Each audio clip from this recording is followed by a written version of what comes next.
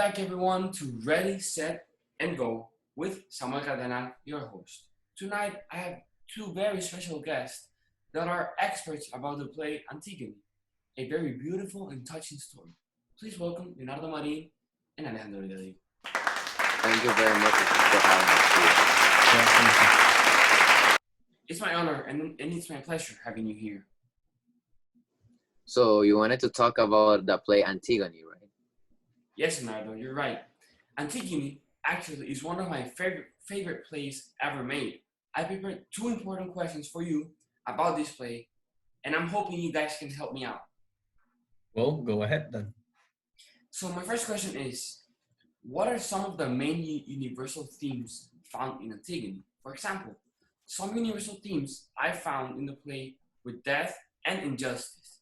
Antigone killed herself because she lived a very unjust life. Her punishment was a total injustice and inhuman act. Well, for me, a clear universal theme found in Antigone was the identity crisis many of the characters experienced during the story. Many of the characters in Antigone question their actions and morality to the point where they no longer recognize themselves as the same person they once were. So a fundamental universal theme found in the play Antigone is free will because Antigone demonstrated a different attitude towards others, especially men. So she demonstrated that she expressed something else. And that is something that was not very seen in that time. Both of you are correct.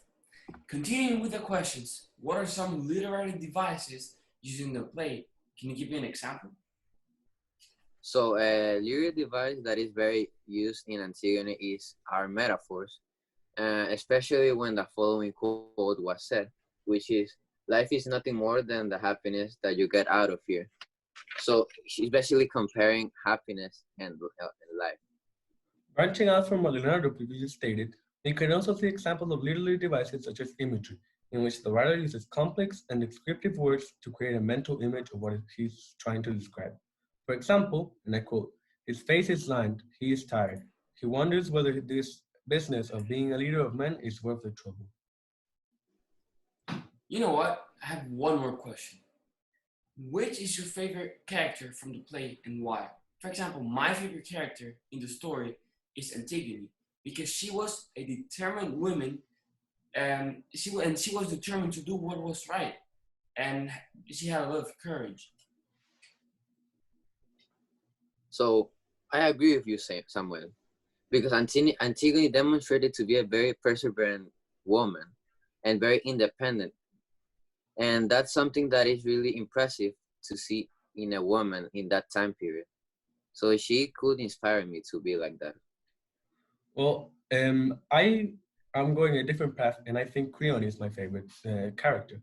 His ideas and ambitions are very interesting, and the dynamic between being a fair ruler and a compassionate person are really interesting. Well, guys, it was a pleasure having you here and talking to you. Thank you very much for your time and for coming here. I hope to see you guys soon. Take care and peace out. The pleasure is ours.